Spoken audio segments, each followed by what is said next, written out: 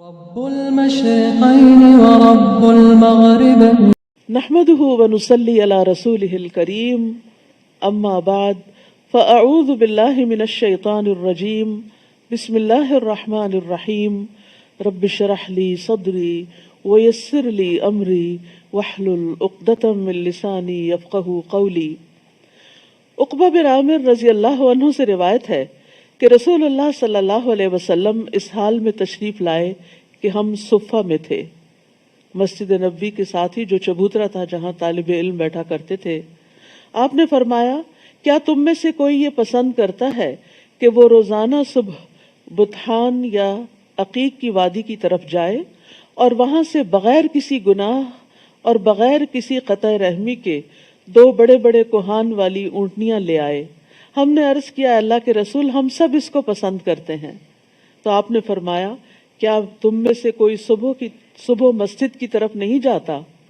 کیا تم میں سے کوئی صبح مسجد کی طرف نہیں جاتا کہ وہ اللہ عز و جل کی کتاب کی 2 آیتیں خود سیکھے یا ان کی قرات کرے؟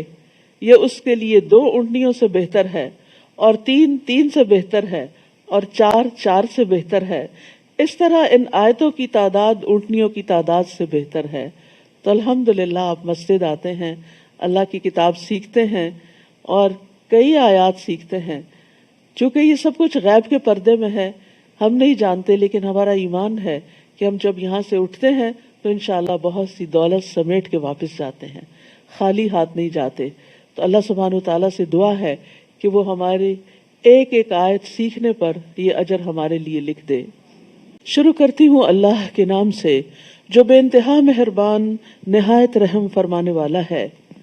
یہ رسول جن میں سے ہم نے بعض کو بعض پر فضیلت عطا کی ہے، ان میں سے بعض وہ ہیں جن سے اللہ نے کلام کیا، اور بعض کو درجات میں بلندی عطا کی، اور ہم نے عیسیٰ ابن مریم کو واضح نشانیاں عطا کی، اور روح القدس کے ساتھ اس کی تائید کی۔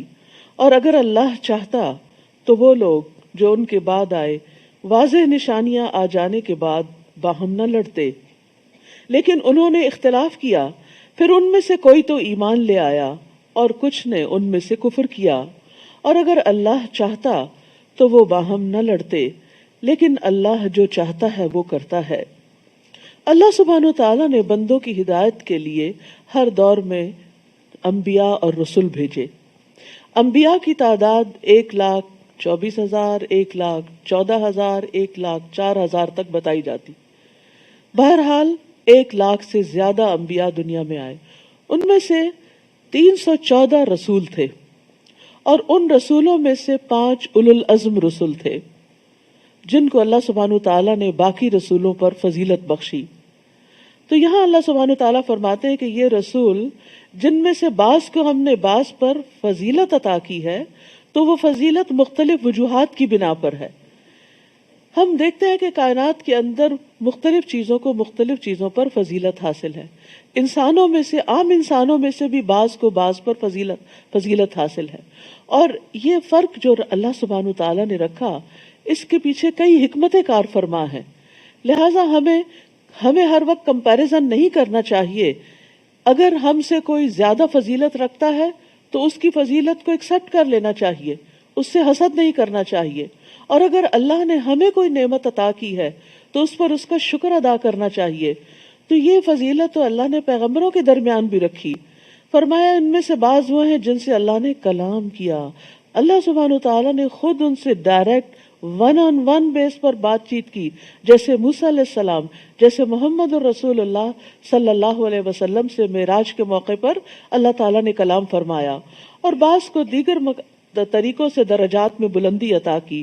اور ہم نے عیسیٰ ابن مریم کو واضح نشانیاں عطا کی، جیسے وہ مردوں کو زندہ کر دیا کرتے تھے، اور کوڑی اور برس والے کو اچھا تندرست کر دیا کرتے تھے بإذن اللہ، پرندے کی شکل بنا کر اس میں پھونک مارتے تو وہ اڑنے لگتا تھا۔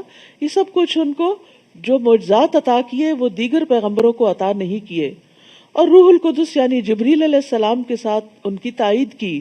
اور اگر اللہ چاہتا تو وہ لوگ جو ان کے بعد آئے، یعنی پیغمبروں کے بعد جو نیکسٹ جنریشنز آئیں، واضح نشانیاں آ جانے کے بعد باہم نہ لڑتے، لیکن انہوں نے اس میں اختلاف کیا. یعنی دین تو سب کو ملا تھا، لیکن بعد میں لوگوں نے اس کی انٹرپریٹیشن میں فرق کر کے ایک دوسرے سے اختلاف کیا. تو ان میں سے کوئی تو ایمان لایا اور کچھ نے ان میں سے کفر کیا. اور اگر اللہ چاہتا تو وہ باہم نہ لڑتے. یعنی بعض اوقات اختلاف اس حد تک آگے بڑھا کہ ایک دوسرے کو مارنے بھی لگے. لیکن اللہ جو چاہتا ہے کرتا ہے کہ لوگوں کو رخصت دیتا ہے کہ وہ اپنی آزادی کو استعمال کریں. تو بعض لوگ اس آزادی کو اچھی طرح استعمال کرتے ہیں اور بعض لوگ اس آزادی کو غلط طریقے سے استعمال کر کے اللہ کی پسند کے خلاف کام کرتے ہیں.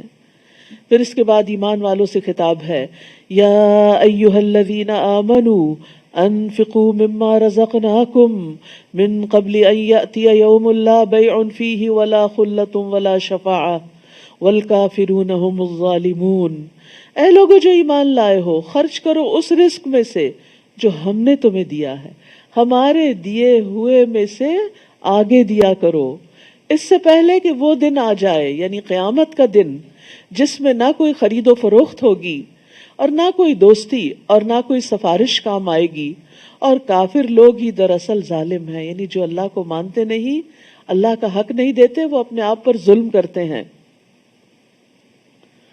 یہ نہیں فرمایا کہ ظالم جو ہوتے ہیں وہ کافر ہوتے ہیں، بلکہ فرمایا جو کفر کرتے ہیں وہ ظلم کرتے ہیں. پھر آیت الکرسی ہے جو قرآن مجید کی سب سے عظیم آیت ہے، شیاطین سے حفاظت کرنے والی آیت ہے، جنت میں لے جانے والی آیت ہے. رسول اللہ صلی اللہ علیہ وسلم نے فرمایا، جو شخص ہر فرض نماز کے بعد آیت الکرسی پڑھے، اس کو موت کے علاوہ کوئی چیز جنت میں جانے سے نہیں روک سکتی. تو اپنے ایکشن پوائنٹس میں لکھ لیجئے کہ ہم نے ہر نماز کے بعد، یعنی فرض نماز کے بعد آیت الکرسی لازماً پڑھنی ہے. اللہ لا الہ الا هو الحی القیوم لا تأخذه سنة ولا نوم له ما في السماوات وما في الأرض من ذا الذي يشفع عنده إلا بإذنه يعلم ما بين أيديهم وما خلفهم ولا يحيطون بشيء من علمه إلا بما شاء وسع كرسيه السماوات والأرض ولا يؤوده حفظهما وهو العلي العظيم. اللہ نہیں کوئی الہ برحق مگر وہی، زندہ ہے، سب کو قائم رکھنے والا ہے، نہ اسے اونگ آتی ہے اور نہ نیند. آسمانوں اور زمین میں جو کچھ ہے اسی کا ہے، اصل مالک وہی ہے. کون ہے جو اس کے اذن کے بغیر اس کے ہاں سفارش کر سکے؟ وہ جانتا ہے جو ان کے سامنے ہے اور جو ان کے پیچھے ہے، اور وہ اس کے علم میں سے کسی چیز کا احاطہ نہیں کر سکتے مگر جتنا وہ چاہے. اس کی کرسی نے آسمانوں اور زمین کو گھیر رکھا ہے اور ان دونوں کی حفاظت اس کو نہیں تھکاتی، اور وہ بلند تر ہے، بہت بڑا ہے. یہ آیت جو ہے اس میں اللہ سبحانہ تعالیٰ کی 26 صفات کا ذکر ہے. یعنی یہ واحد آیت ہے جس میں سب سے زیادہ اللہ سبحانہ تعالیٰ کی صفات اور اسماء کا ذکر ہے. 5 نام ہیں اور باقی سب صفات ہیں. تو اللہ سبحانہ تعالیٰ ہی حقیقی الہ ہے اور عبادت کے لائق ہے. وہ زندہ ہے، اسے کبھی موت نہیں آئے گی، وہ ہمیشہ سے ہے، ہمیشہ رہے گا. اس کے برعکس ہم انسان، اگر ہمیں کھانا نہ ملے تو ہم مر جائیں، اگر ہمیں زیادہ سردی لگ جائے تو ہم مر جائیں، زیادہ گرمی لگ جائے تو مر جائیں، بیمار ہو جائیں تو مر جائیں، اور مرنا تو بالآخر ہے ہی اگر ان میں سے کوئی سبب بھی نہ بنے. لیکن اور اسی طرح باقی تمام مخلوقات، کل من علیہا فان، ہر ایک کو فنا ہے، لیکن اللہ سبحانہ تعالیٰ کو فنا نہیں ہے. وہ ہمیشہ سے زندہ ہے، زندہ رہے گا، سب کو قائم رکھنے والا ہے. نہ صرف یہ کہ زندہ، بلکہ سب کی زندگی اس کے دم سے قائم ہے. اور اس لیے بھی کہ اسے نیند نہیں آتی، اسے اونگ بھی نہیں آتی، کیونکہ اگر وہ سو جائے تو جن چیزوں کو اس نے تھام کے رکھا ہوا ہے پھر ان میں سے تو کچھ بھی باقی نہ رہے. تو یہ یعنی ہم سب کی زندگی اس بات کی دلیل ہے کہ ہمیں پیدا کرنے والا جاگتا رہتا ہے اور ہماری حفاظت کرتا ہے. آسمانوں اور زمین میں جو کچھ ہے اسی کی ملکیت ہے، کوئی اس کے اذن کے بغیر سفارش نہیں کر سکتا. لہٰذا اس کو ہر دم راضی رکھنے کی کوشش کرنی چاہیے. اس کا علم اتنا زیادہ ہے کہ وہ ہمارے مستقبل اور ماضی ہر چیز سے واقف ہے. یا یہ کہ ہمارے آگے کون ہے اور پیچھے کون کیا اس وقت پتہ ہے آپ کو آپ کے آگے کون سے فرشتے ہیں؟ اور کیا آپ کو پتہ ہے آپ کے پیچھے اس وقت کون سے شیاطین ہیں اور آپ کے آس پاس کون سی مخلوق گھوم رہی ہے؟ ہمیں نہیں پتا، لیکن اللہ سبحانہ و تعالیٰ کو علم ہے کہ کون شخص کہاں کس جگہ پر ہے اور اس کے آس پاس کیا ہو رہا ہے، اور وہ اس کے علم میں سے کسی چیز کا احاطہ نہیں کر سکتے۔ ہم اللہ کے علم کے بارے میں نہیں جانتے مگر جتنا وہ چاہے، اور اللہ سبحانہ تعالیٰ کے علم کے مقابلے میں ہمارا علم، ساری مخلوق کا علم اتنا نہیں جتنا سمندر کے مقابلے میں ایک قطرہ ہوتا ہے۔ اس کی کرسی نے آسمانوں اور زمین کو گھیر رکھا ہے، اور ان دونوں کی حفاظت، آسمان و زمین کی حفاظت اس کو نہیں تھکاتی، اور وہ بلند تر ہے، بہت بڑا ہے۔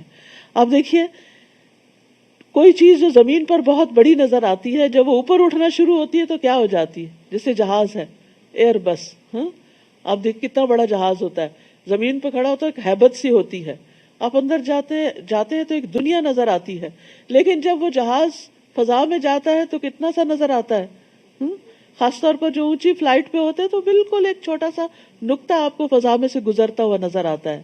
لیکن اللہ سبحانہ و تعالیٰ بلند بھی ہے اور عظیم بھی ہے، وہ بڑا بھی ہے، یعنی بلندی اس کی عظمت کو کم نہیں کرتی، تو وہ ہر اعتبار سے بہت بڑا ہے۔ پھر فرمایا لا اکراہ فی الدین، دین کے بارے میں کوئی جبر نہیں، کوئی کسی کو زبردستی مسلمان نہیں کرے گا اور نہ ہی زبردستی اسلام کے اندر داخل کرے گا، کیونکہ اگر کر بھی لیا تو وہ کس کام کا؟ وہ تو آ کر کچھ عمل بھی نہیں کرے گا، الٹا بگاڑ اور فساد ہی پیدا کرے گا۔ تو اس لیے اس چیز سے روک دیا گیا کہ کوئی کسی کے اوپر اسلام کے معاملے میں جبر کرے، لیکن ایک دفعہ جب کوئی اسلام کے دائرے میں داخل ہو جائے تو پھر اس پر لازم ہے کہ وہ ان چیزوں کی پابندی کرے جو اس پر اسلام لانے کے بعد پابندی عائد ہوتی ہے۔ بالکل اسی طرح جیسے آپ کسی بڑی آرگنائزیشن کے دفتر کے پاس سے گزرے، آپ پہ کوئی پابندی نہیں جو اندر والوں پہ ہے، لیکن اگر آپ اس کا حصہ بن گئے تو پھر آپ کو کچھ پابندیوں کا سامنا کرنا ہوگا۔ یہ بالکل لاجیکل سی بات ہے۔ فرمایا یقیناً ہدایت گمراہی سے الگ ہو چکی ہے، تو جو کوئی طاغوت کا انکار کرے اور اللہ پر ایمان لائے تو یقیناً اس نے ایک مضبوط کڑا تھام لیا، یعنی اس نے ایسے دین کو اپنا لیا لنفسام لہا، جس کو ٹوٹنا نہیں، یعنی اس میں ہر مسئلے کا حل اور ہر سوال کا جواب ہے، اور اللہ خوب سننے والا، خوب جاننے والا ہے۔ اللہ ولی الذین آمنوا یخرجہم من الظلمات الی النور، اللہ ان لوگوں کا دوست ہے جو ایمان لائے۔ سبحان اللہ، یہ ایمان کا سب سے بڑا انعام ہے کہ اللہ کی دوستی نصیب ہوتی ہے، اللہ کا ساتھ نصیب ہوتا ہے۔ وہ انہیں اندھیروں سے نور کی طرف نکال لاتا ہے، یعنی ان کا معاون و مددگار ہے، ان سے محبت کرتا ہے، اپنے علاوہ کسی اور کے ان کو حوالے نہیں کرتا، ان کی ہدایت کا ذمہ دار ہے، اور پھر یہ کہ انہیں روشنی عطا کرتا ہے، کفر سے نکال کر اسلام کی طرف لانے کے بعد علم کی طرف لاتا ہے، یعنی جہالت کے اندھیروں سے نکال کر علم کی روشنی کی طرف لاتا ہے۔ اور وہ جنہوں نے کفر اختیار کیا ان کے دوست طاغوت ہیں، یعنی شیاطین ہیں، جو انہیں نور سے اندھیروں کی طرف نکال لے جاتے ہیں، غلط راہیں اور غلط کام سجھاتے ہیں۔ یہی لوگ آگ کے ساتھی ہیں جو اس میں ہمیشہ رہنے والے ہیں۔ یہ سب سے بڑی تکلیف دہ اور نقصان دہ بات ہے کہ انسان کا انجام اتنا بھیانک ہو۔ پھر اس بات کے پروف میں کہ اللہ کس طرح ایمان والوں کا دوست ہے کچھ واقعات بیان کیے گئے۔ الم تر الی الذی حاج ابراہیم فی ربہ ان آتاہ اللہ الملک، کیا آپ نے اس شخص کی طرف نہیں دیکھا جس نے ابراہیم علیہ السلام سے اس کے رب کے بارے میں جھگڑا کیا، اس بنا پر کہ اللہ نے اسے بادشاہت عطا کر رکھی تھی۔ کہا جاتا ہے کہ نمرود بادشاہ کی طرف اشارہ ہے یہاں۔ جب ابراہیم نے اس سے کہا میرا رب وہ ہے جو زندگی دیتا ہے اور موت دیتا ہے، ابتدا اور انتہا کی بات کر دی گئی، زبردست دلیل دی۔ اس نے کہا میں زندگی دیتا ہوں اور میں موت دیتا ہوں۔ دو قیدیوں کو بلایا، ایک کو چھوڑ دیا، ایک کو مار ڈالا، کہا دیکھا میں نے مار دیا۔ ابراہیم علیہ السلام نے کہا ایسا ہے تو بے شک اللہ سورج کو مشرق کی طرف سے لاتا ہے، تم اس کو مغرب کی طرف سے لے آؤ، تم اپنی طاقت دکھا دو اگر تم ہی الہ ہو۔ تو اس پر وہ شخص جو کفر اختیار کیے ہوئے تھا ہکا بکا رہ گیا، لیکن بات نہ مانی اس نے، حق کو تسلیم نہ کیا. کیوں؟ واللہ لا یہدی القوم الظالمین، اور اللہ ظالم لوگوں کو ہدایت نہیں دیتا. کون ہے یہ ظالم؟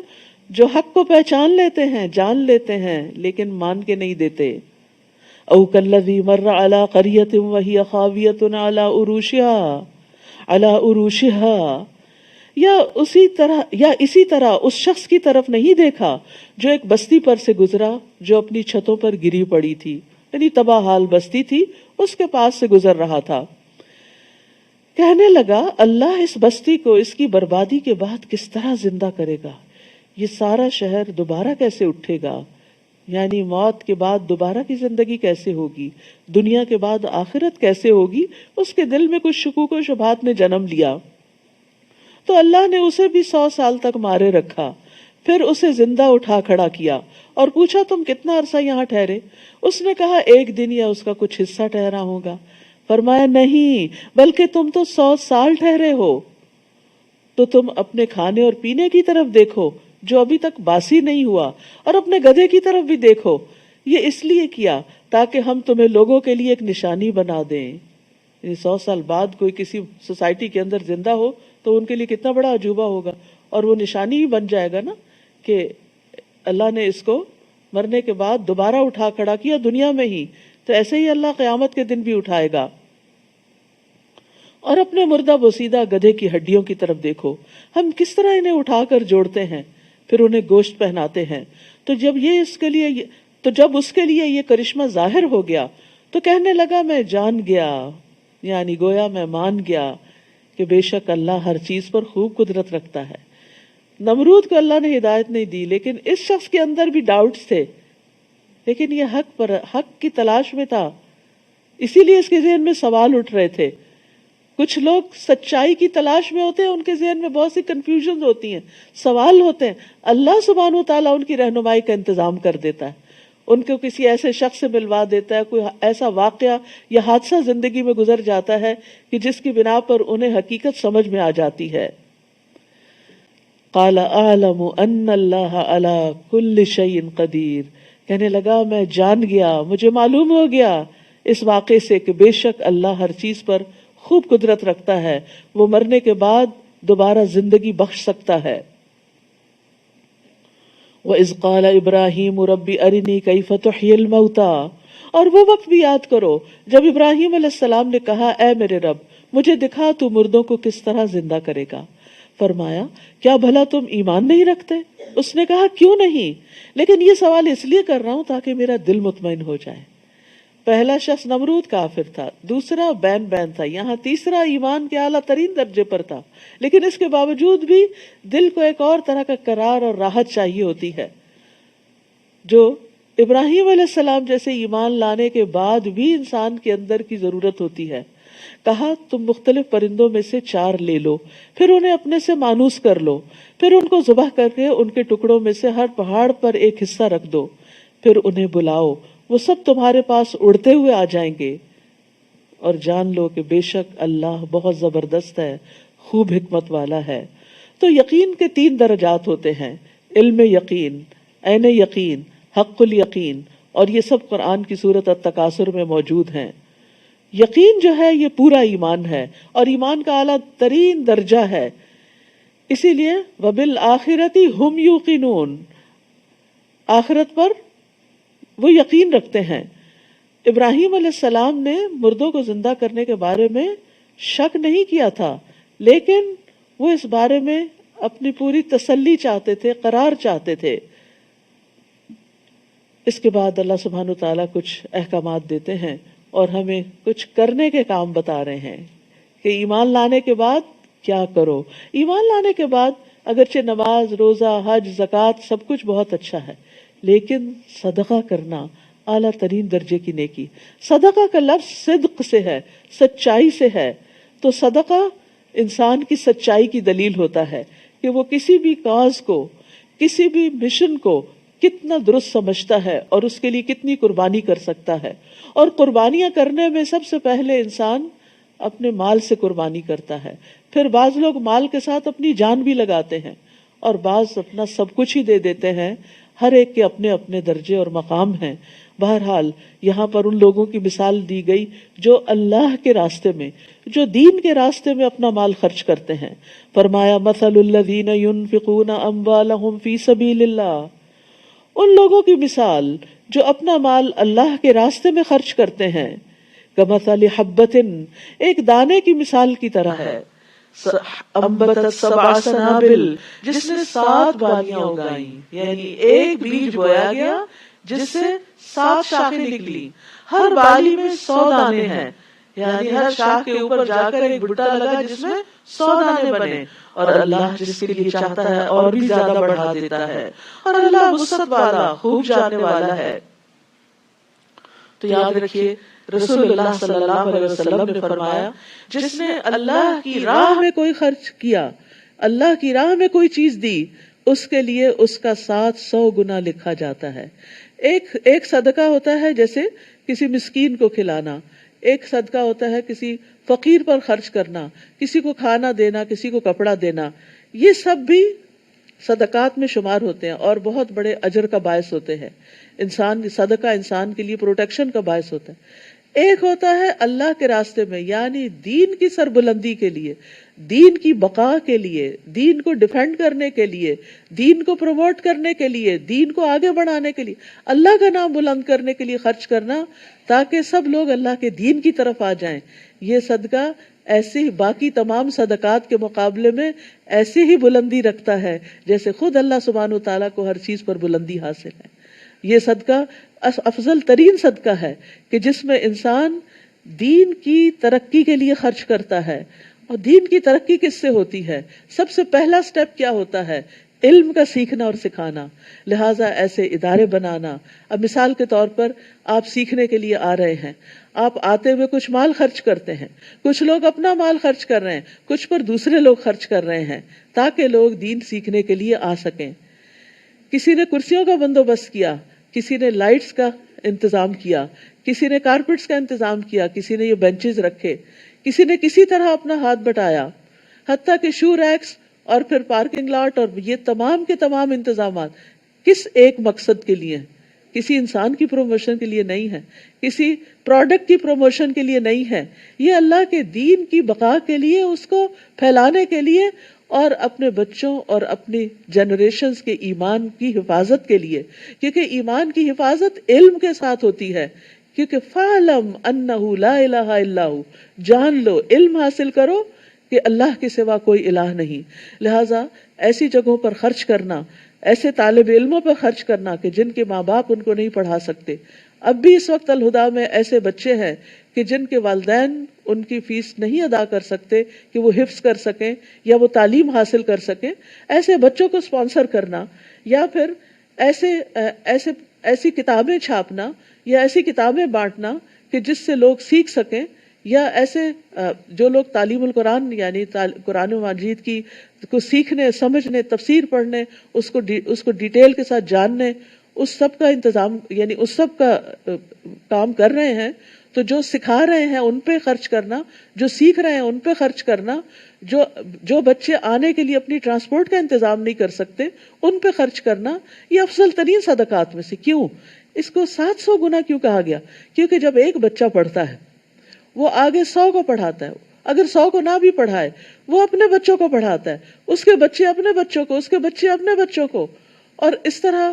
اور بعض اس میں سے بہت ہی اعلیٰ درجے کی تعلیم حاصل کر کے ہزاروں لاکھوں کی ہدایت کا سبب بنتے ہیں. تو جس نے ان پہ خرچ کیا وہ جہاں جہاں جو کچھ بھی کریں گے ان سب میں ان کا حصہ ہوگا. ہم دنیا سے چلے بھی جائیں گے تب بھی اس کاز کو جب تک وہ سپورٹ ملتی رہے گی اس میں حصہ شامل رہے گا. لہٰذا ایسا صدقہ اللہ کے ہاں خاص پرورش پاتا ہے، اور جیسی چیز انسان خرچ کرتا ہے ویسی ہی قیامت کے دن 700 گنا ہو کر ملے گی. ابو مسعود رضی اللہ عنہ سے مروی ہے کہ ایک آدمی نے اللہ کے راستے میں ایک اونٹنی صدقہ کی جس کی ناک میں نکیل بھی پڑی ہوئی تھی، یعنی فی سبیل اللہ جہاد کے لیے دی اس نے. تو رسول اللہ صلی اللہ علیہ وسلم نے فرمایا قیامت کے دن یہ شخص 700 اونٹنیاں لے کر آئے گا جن کی ناک میں نکیل پڑی ہوگی، یعنی اس کو 700 اونٹنیاں دی جائیں گی. تو اس سے کیا پتہ چلتا ہے کہ اگر آپ ایک چیز بھی دیتے ہیں تو وہ اتنے گنا تو ملٹی پلائی ہوگی، اور اگر اس میں اخلاص اور زیادہ ہے تو کئی گنا اور بھی زیادہ بڑھ جائے گی. پھر فرمایا وہ لوگ جو اللہ کے راستے میں اپنے مال خرچ کرتے ہیں، پھر خرچ کرنے کے بعد نہ احسان جتاتے ہیں نہ اذیت دیتے ہیں کہ ہم نے اتنا لگایا تھا، اتنا خرچ کیا تھا، میں نے کرسیاں خرید کے دی تھی، مجھے ہی آج کرسی نہ ملی. اور نہ اذیت دیتے ہیں، ان کے لیے ان کا اجر ان کے رب کے پاس ہے، ان پر نہ تو کوئی خوف ہوگا اور نہ ہی وہ غمگین ہوں گے. تو کسی غریب کی عزت نفس پر کو مجروح کرنا، یا دینے کے بعد احسان جتانا، یا پھر کسی نہ کسی طرح باتیں بنانا، یہ ساری چیزیں پھر ان صدقات کو ضائع کر دیتی ہیں. ایسے میں فرمایا قول معروف ومغفرۃ خیر من صدقۃ یتبعها اذی واللہ غنی حلیم.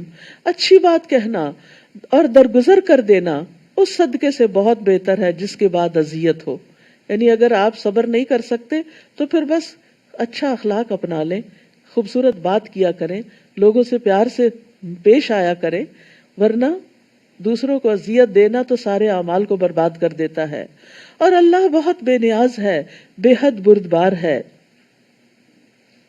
یا ایھا الذین آمنوا لا تبطلوا صدقاتکم بالمن والاذی. اے لوگو جو ایمان لائے ہو، اپنے صدقات کو احسان جتا کر اور اذیت دے کے ضائع نہ کرو، اس شخص کی طرح جو اپنا مال لوگوں کو دکھانے کے لیے خرچ کرتا ہے. یعنی جب اللہ کے راستے میں دو تو دکھاوا بھی مت کرو.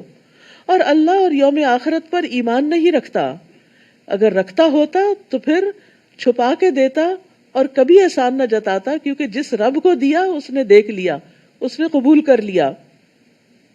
فرمایا اس کی مثال چکنے پتھر کی مثال کی طرح ہے، جس پر مٹی ہو، پھر اس پر تیز بارش پڑے تو اس کو صاف چٹان کی طرح چھوڑ دے، اور جو کچھ انہوں نے اجر کمایا اس میں سے کسی چیز پر بھی وہ قدرت نہیں رکھیں گے، کچھ بھی ثواب ان کو نہیں ملے گا، ساری کوشش ضائع ہو جائے گی. اور اللہ کفر کرنے والوں کو ہدایت نہیں دیتا. بعض اوقات ہم انڈائریکٹلی اپنے صدقات کا اظہار کرتے رہتے ہیں، اس کو دیا، اس کو کھلایا، اس کو کتابیں لے کر دی، فلاں کی تو فیس میں دیتی ہوں، فلاں کا ٹرانسپورٹ میں کر رہی ہوں، وغیرہ وغیرہ. اپنی نجی مجلسوں میں، پارٹیوں میں، سوشل گیدرنگز میں اس طرح لینے والوں کی عزت مجروح ہوتی ہے. تو اس چیز سے بھی بچنا چاہیے. ایسا کرنے سے آپ کا مال جو آپ نے کیا وہ وقتی طور پہ جو فائدہ ہوا، اس کے بعد تیز بارش آئی، سب مٹی بہا کے لے گئی، چٹیل پتھر باقی رہ گیا. جیسا اعمال نامہ کورے کا کورا پہلے تھا ویسے کا ویسا دوبارہ ہو گیا، جو کیا وہ ضائع ہو گیا.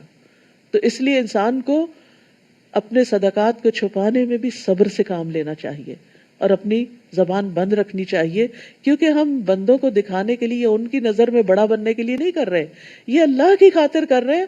اور جو جتنا اخلاص سے کرے گا نا، اس کا اتنا زیادہ ملٹی پلائی ہوگا، اتنا زیادہ بہترین طریقے سے قبول ہوگا، اتنا بڑا اجر و ثواب قیامت کے دن ملے گا. اور سب سے بڑا اجر و ثواب کیا ہے کہ خوف اور رنج دور ہو جاتا ہے، غم دلوں سے دور ہو جاتا ہے، کیونکہ دل کے اندر ایک خاص طرح کی ٹھنڈک پیدا ہوتی ہے. اور اس میں آپ دیکھیے کہ اس وقت بہت سی ریسرچز بھی ایسی کی گئی ہیں کہ جس سے پتہ یہ چلتا ہے کہ چیریٹی کا کام کرنے والے جو ہیں وہ بہت خوش رہتے ہیں. ہارورڈ بزنس اسکول کے پروفیسر اور کچھ اور استادوں نے محسوس کیا کہ جب ان کے پروگرام کے پارٹیسپینٹس نے دوسروں پر خرچ کیا تو ان کے اندر زیادہ خوشی دیکھی گئی بنسبت خود پہ خرچ کرنے کی. یعنی دو طرح کے لوگ ہوتے ہیں، ایک جاتے ہیں پیسے زیادہ ہو گئے، اب مچل رہا ہے دل، چلو کچھ شاپنگ کرتے ہیں، کہیں کسی مال میں گھس گئے، یہ خرید لیا وہ خرید لیا، وہ بھی ایک ایڈکشن سی ہو جاتی ہے، اس سے بھی ایک خوشی ہوتی. لیکن ریسرچ سے یہ پتا چلا کہ جن لوگوں نے اپنے پہ نہیں دوسروں پہ خرچ کیا ان کو زیادہ خوشی ملی. پھر اسی طرح 2006 کی ایک اسٹڈی کے مطابق جب لوگوں کو یعنی چیریٹیز دینے والوں کے دماغ کے کچھ حصوں کو یعنی چیک کیا گیا تو اس سے پتا چلا کہ ان کے اندر خوشی اور اعتماد اور ایک مثبت سوچ زیادہ ہے. تو اسی طرح انسان کی صحت پر بھی اس کے بہت اچھے اثرات پڑتے ہیں. بہت سے دائمی امراض کا علاج صدقے سے کیا گیا، سٹریس کا علاج صدقے سے کیا گیا، کیونکہ صدقہ کرنا کیا ہے؟ شکر گزاری ہے، اور شکر گزاری جو ہے وہ نعمتوں میں اضافے کا باعث ہے. شکر کیا ہے؟ نعمتوں میں اضافے کا باعث. جب آپ دیتے ہیں تو دے کے خوشی ہوتی ہے آپ کو بھی، لینے والے کو بھی، اور وہ پھر واپس آپ کے اوپر ریفلیکٹ کرتی ہے، پھر آپ کو دوبارہ ملتی ہے، یعنی ریپل ایفیکٹ ہوتا ہے. اور انسان کے اندر یہ جذبات، یعنی کہ خوشی سے اس کے اثرات جو ہیں وہ جسم کے روئیں روئیں تک جا پہنچتے ہیں. تو اسی لیے یہاں پر کیا فرمایا گیا کہ جو لوگ اپنے مال اللہ کی رضامندی اور اپنے دلوں کے جماؤ کے ساتھ خرچ کرتے ہیں، ان کی مثال اس باغ کی طرح ہے جو اونچی جگہ پر واقع ہے. اور باغ کا تو کانسیپٹ آتے، تصور آتے ہی انسان کا دل خوش ہو جاتا ہے. جسے تیز بارش پہنچے تو اپنا پھل دگنا لائے، اور اگر اسے تیز بارش نہ بھی پہنچے تو پھواری کافی ہوتی ہے. اور تم جو بھی عمل کرتے ہو اللہ اسے خوب دیکھنے والا ہے. یعنی جب انسان دل کی خوشی سے مال ادا کرتا ہے، زکوٰۃ دیتا ہے یا صدقات دیتا ہے، تو وہ ایمان کی حلاوت پاتا ہے. رسول اللہ صلی اللہ علیہ وسلم نے فرمایا، جس نے یہ 3 امور سر انجام دیے وہ ایمان کا مزہ چکھ لے گا. نمبر 1، جس نے ایک اکیلے اللہ کی عبادت کی اور بے شک اللہ کے سوا کوئی الہ نہیں. اور نمبر 2، اس نے اپنے دل کی خوشی کے ساتھ وہ زکوٰۃ ادا کی جو ہر سال اس پہ فرض ہوتی ہے. نمبر 3، نیز زکوٰۃ میں بہت بوڑھا، بیمار، مریض اور گھٹیا جانور نہیں دیا، لیکن اپنے مال سے معتدل اور متوسط چیز دی، کیونکہ اللہ نے تم سے نہ بہت بہتر چیز کا مطالبہ کیا اور نہ تمہیں گھٹیا چیز دینے کا حکم دیا. تو ایسا شخص جو ہے وہ ایمان کی حلاوت پا لے گا کہ جو اللہ کی رضا کے لیے مال دیتا ہے، خواہ وہ زکوٰۃ ہی کیوں نہ دے رہا ہو. نبی صلی اللہ علیہ وسلم نے فرمایا، اللہ کا تقوی اختیار کرو اور اپنی 5 نمازیں ادا کرو اور 1 مہینے کے روزے رکھو. دل کی خوشی سے اپنے مال کی زکوٰۃ ادا کرو اور اپنے امیر کی اطاعت کرو، تم اپنے رب کی جنت میں داخل ہو جاؤ گے. تو دل کی خوشی سے مال خرچ کرنا جنت میں داخلے کا سبب ہے. کیا تم میں سے کوئی یہ چاہتا ہے کہ اس کا کھجوروں اور انگوروں کا ایک باغ ہو جس کے نیچے نہریں بہتی ہوں، اس کے لیے اس میں ہر طرح کے پھل ہوں، اور اس حال میں اس کو بڑھاپا آ پہنچے اور اس کے چھوٹے چھوٹے بچے ابھی کمزور ہوں، تو اچانک اس باغ پر ایک بگولا آ پڑے جس میں آگ بھری ہو تو وہ جل کر راکھ ہو جائے؟ اسی طرح اللہ تمہارے لیے نشانیاں کھول کر بیان کرتا ہے تاکہ تم غور و فکر کرو. یہ اس شخص کی مثال ہے جس نے ساری زندگی محنت کی، بہت کچھ کمایا، انویسٹ کیا، لیکن آخر میں وہ سارے کا سارا ختم ہو کر رہ گیا. یعنی جو لوگ بڑے بڑے بظاہر کام کرتے ہیں، بڑی شہرت بھی ہو جاتی ہے کہ اتنے زیادہ سخی ہیں اور اتنے زیادہ دینے والے ہیں، لیکن نیت خراب تھی، تو قیامت کے دن جب ان کو سب سے زیادہ ضرورت ہوگی اس اجر و ثواب کی، تو وہ سب کچھ ضائع ہو چکا ہوگا. تو اس لیے انسان کو دینا چاہیے، اللہ کے لیے دینا چاہیے، نیت کی خوبی اخلاص کے ساتھ دینا چاہیے، اور پھر دکھاوے اور اذیت سے پرہیز کرنا چاہیے، احسان جتانے سے پرہیز کرنا چاہیے. اے لوگو جو ایمان لائے ہو، ان پاکیزہ چیزوں میں سے خرچ کرو جو تم نے کمائی ہیں. ایک اور چیز بتا دی گئی کہ دیتے ہوئے پاکیزہ مال خرچ کرو، حلال مال خرچ کرو، دیکھنے میں بھی اچھی چیز ہو. اور جو ہم نے تمہارے لیے زمین سے نکالی ہیں، یعنی کھانے پینے کی چیزیں، وہ بھی اللہ کے راستے میں دو. اور خرچ کرتے ہو اس میں سے خراب چیز دینے کا ارادہ نہ کرو، جبکہ تم خود اس کو لینے والے نہیں، مگر یہ کہ تم اس بارے میں چشم پوشی کر جاؤ. اور جان لو کہ بے شک اللہ بہت بے نیاز ہے، بہت تعریف والا ہے. شیطان تمہیں محتاجی سے ڈراتا ہے کہ تمہارا کیا بنے گا اگر تم نے دوسروں پہ خرچ کر دیا، اور بے حیائی یعنی بخل کا حکم دیتا ہے. اور اللہ تم سے اپنی بخشش اور فضل کا وعدہ کرتا ہے، اور اللہ وسعت والا ہے، خوب جاننے والا ہے. یؤتی الحکمت من یشاء ومن یؤت الحکمت فقد اوتی خیرا کثیرا وما یذکر الا اولو الالباب. وہ جس کو چاہتا ہے حکمت عطا کرتا ہے، اور جس کو حکمت عطا کی گئی تو یقیناً اسے بہت زیادہ خیر سے نوازا گیا، اور نصیحت تو وہی قبول کرتے ہیں جو عقل والے ہیں. حکمت کیا چیز ہے؟ جو مل جائے تو خیر کثیر مل گئی. اس سے مراد ابن عباس کہتے ہیں، اس سے مراد قرآن میں سمجھ بوجھ ہے، بہت بڑی دولت ہے یہ. پھر دین کا علم ہے، نبوت بھی اس سے مراد لی گئی، اللہ کی خشیت کہ جس کو اللہ کا خوف لگ جائے، درست بات تک جا پہنچنا. پھر اسی طرح عقل اور سمجھ، دین و دنیا کی اصلاح.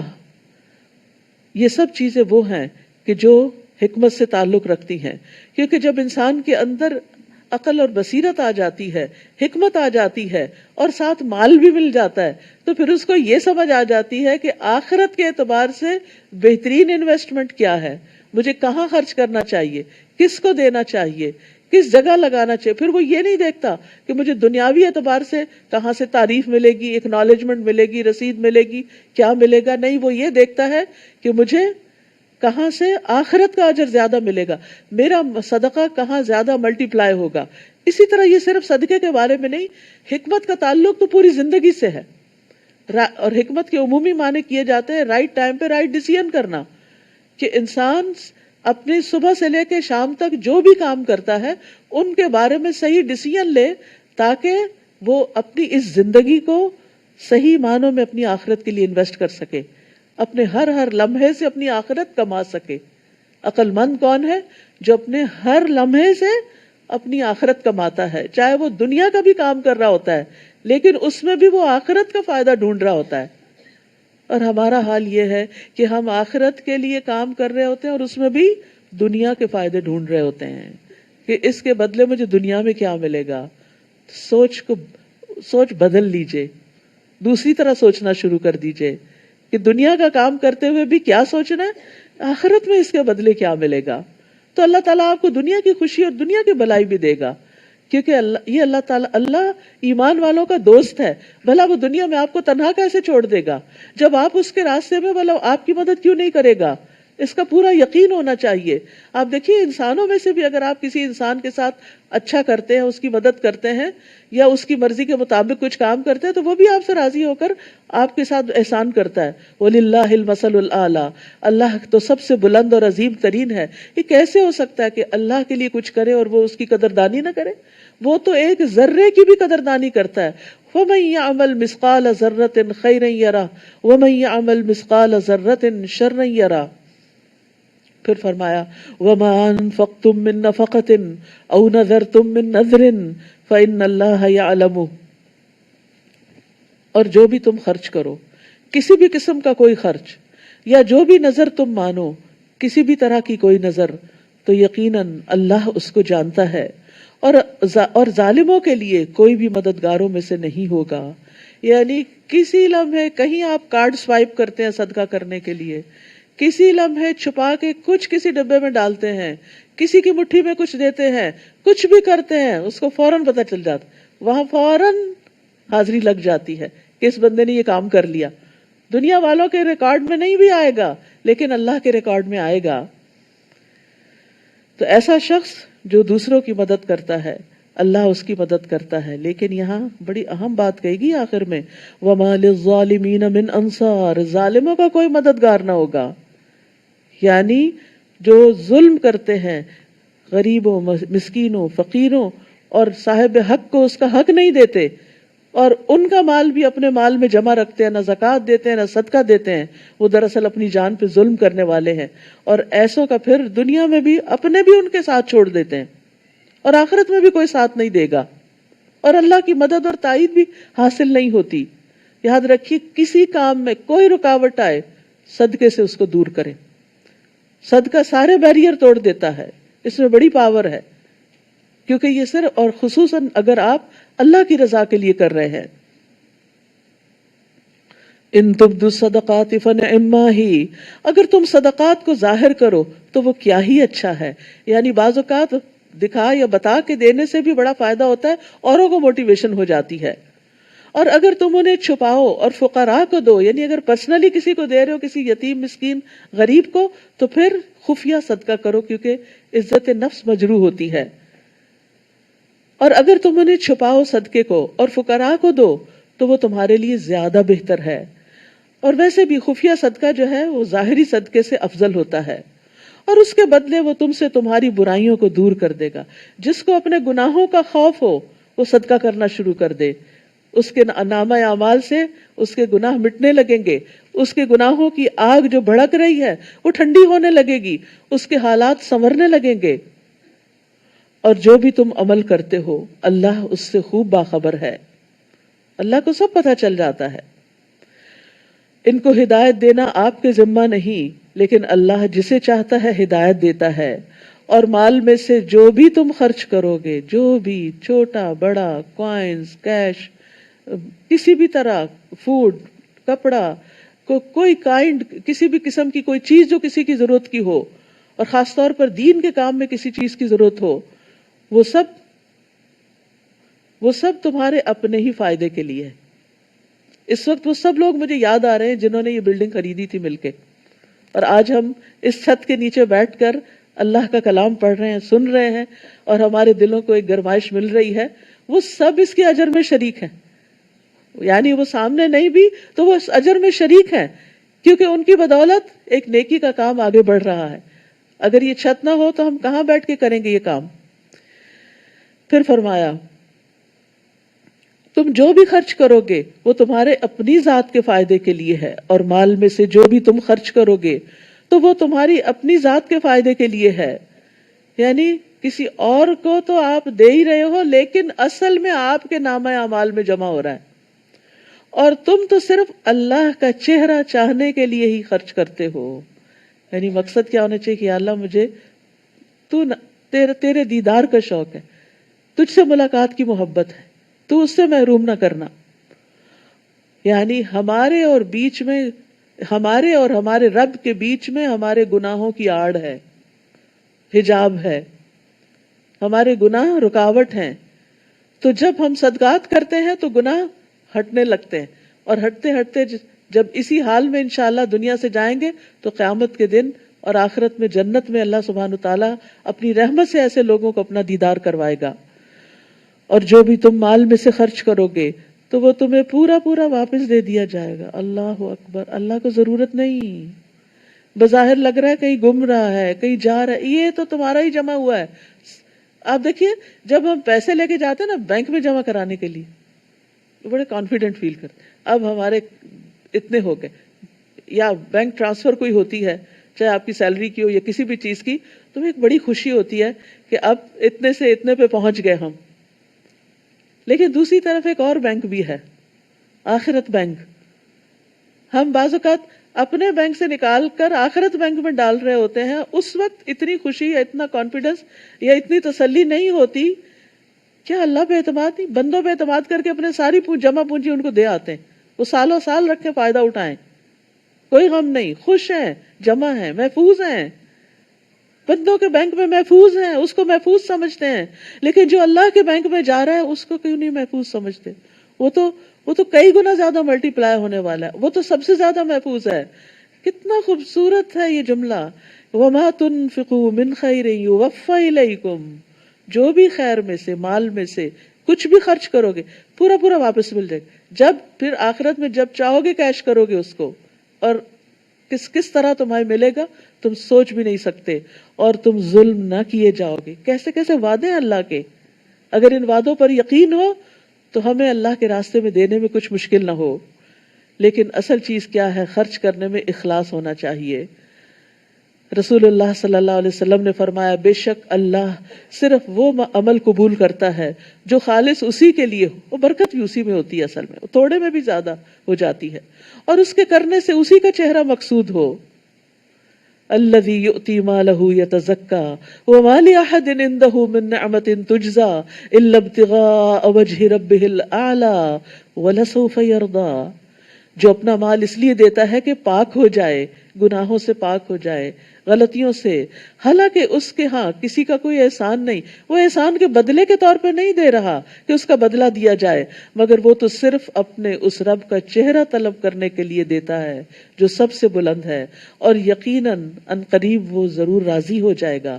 یعنی دینے والوں سے اللہ راضی ہو جائے گا۔ ہم سب چاہتے ہیں اللہ ہم سے راضی ہو جائے، تو اس کا طریقہ بتا دیا گیا کہ وہ کیسے راضی ہوتا ہے۔ کتنا خوبصورت موقع ہے اس زندگی میں ہمارے پاس کہ ہم ان اعمال کے ذریعے اپنے رب کو راضی کر کے جائیں اس دنیا سے، کیونکہ جو چھوڑ کے جائیں گے وہ تو اس سے تو انسان بھی راضی نہیں ہوتے، وہ بھی آپس میں لڑتے جھگڑتے رہتے ہیں۔ تو بہرحال جو اللہ کی خاطر، حدیث میں آتا ہے، مسند احمد کی روایت ہے، جو شخص اللہ کا چہرہ چاہنے کے لیے صدقہ کرے اور اسی پر اس کا اختتام ہو، اپنی نیت خراب نہ کرے، وہ جنت میں داخل ہوگا۔ پھر فرمایا یہ صدقات خصوصاً ان فقراء کے لیے ہیں جو اللہ کے راستے میں گھیر لیے گئے، یعنی وہ دن رات دین کا کام کرنے میں لگے ہوئے ہیں۔ اشارہ ہے اصحاب صفہ کی طرف جو اپنے گھر بار چھوڑ کر مدینہ میں آئے تھے، اور نہ ان کا اپنا کوئی گھر تھا، نہ کوئی اسپیشل بیڈ رومز تھے، اور نہ کھانے کو کوئی پراپر غذا تھی۔ وہ نبی صلی اللہ علیہ وسلم کے پاس دین سیکھنے کے لیے آئے تھے، اور جب کبھی کسی جنگ وغیرہ کا موقع آتا تو وہ آپ کی فوج کے سپاہی بن جاتے۔ تو چونکہ ان لوگوں کے پاس کوئی کام کاروبار اور اس طرح بزنس نہیں تھا، تو ان لوگوں پر پھر خرچ کرنا سب سے افضل قرار دیا گیا یہاں، یعنی صدقہ للفقراء الذین احصروا فی سبیل اللہ، کہ جو اللہ کے راستے میں گھیر لیے گئے، جو زمین میں اپنی معاش کے لیے چلنے پھرنے کی استطاعت نہیں رکھتے۔ ایک ناواقف حال ان کے سوال نہ کرنے کی وجہ سے انہیں مالدار سمجھتا ہے۔ آپ انہیں ان کے چہرے کی علامت سے پہچان لیں گے، وہ لوگوں سے لپٹ کے سوال نہیں کرتے، اور جو کچھ بھی ان پر تم اپنے مال میں سے خرچ کرو گے تو یقیناً اللہ اس کو خوب جاننے والا ہے۔ عموماً یہ ہوتا ہے کہ انسان برابر کے لوگوں کو جب کوئی تحفہ وغیرہ دیتا ہے تو بعض اوقات اس سے بھی اچھا مل جاتا ہے، یا کچھ نہ کچھ تو ملتا ہی ہے۔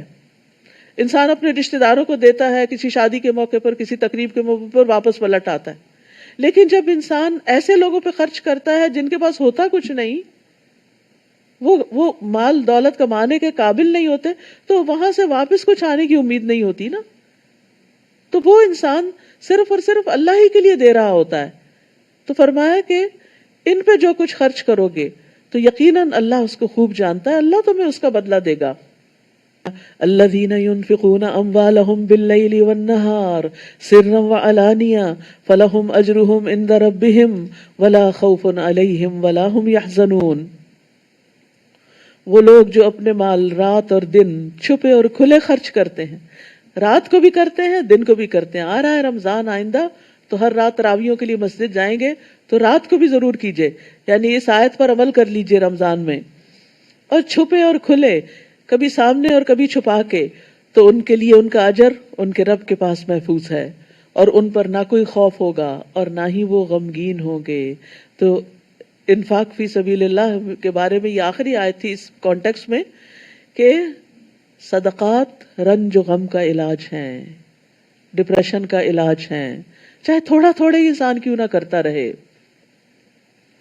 الذین یأکلون الربا لا یقومون الا کما یقوم الذی یتخبطہ الشیطان من المس۔ وہ لوگ جو سود کھاتے ہیں اور وہ قیامت کے دن کھڑے نہ ہو سکیں گے۔ ایک طرف صدقات دینے والے اور دوسری طرف ان کے مقابلے میں سود کھانے والے، یعنی جو کسی کی ضرورت مند کی ضرورت پر اس کو قرضہ دیتے ہیں اور پھر جتنا دیتے ہیں اس سے بڑھا کے واپس لیتے ہیں، وہ قیامت کے دن کھڑے نہ ہو سکیں گے مگر جس طرح وہ کھڑا ہوتا ہے جسے شیطان نے چھو کر خپتی بنا دیا ہو۔ یہ سزا اس وجہ سے ہے کہ وہ کہتے ہیں کہ بے شک تجارت بھی سود ہی کی طرح ہے، حالانکہ تجارت کو اللہ نے حلال کیا اور سود کو حرام۔ تو جس کے پاس اس کے رب کی طرف سے کوئی نصیحت آ جائے اور وہ آئندہ کے لیے باز آ گیا تو جو وہ پہلے لے چکا وہ اسی کا ہوا، اور اس کا معاملہ اللہ کے سپرد ہے۔ اور جو کوئی سود کی طرف دوبارہ لوٹ آئے تو یہی لوگ آگ کے ساتھی ہیں۔ سود کی طرف لوٹنا آگ میں جانے کے برابر ہے، اور وہ اس میں ہمیشہ رہنے والے ہیں۔ سود کا لین دین ایک ناقابل معافی گناہ ہے۔ رسول اللہ صلی اللہ علیہ وسلم نے فرمایا، ایسے گناہوں سے بچو جو معاف نہیں کیے جاتے۔ ایک روایت میں فرمایا، جن گناہوں کا کفارہ نہیں ہوتا۔ جس نے کسی چیز میں خیانت کی، قیامت کے دن اسے اس کے ہمراہ لایا جائے گا۔ اور سود کھانے والے کے بارے میں ہے کہ جس نے سود کھایا وہ اس کی وجہ سے قیامت کے دن دیوانہ اور بدحواس اٹھے گا۔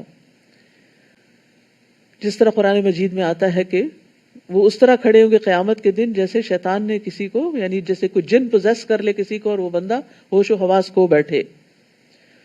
رسول اللہ صلی اللہ علیہ وسلم نے فرمایا، سود کھانے والے، اس کے کھلانے والے، اس کی گواہی دینے والے، اس کا معاملہ لکھنے والے، سب پر لعنت فرمائی۔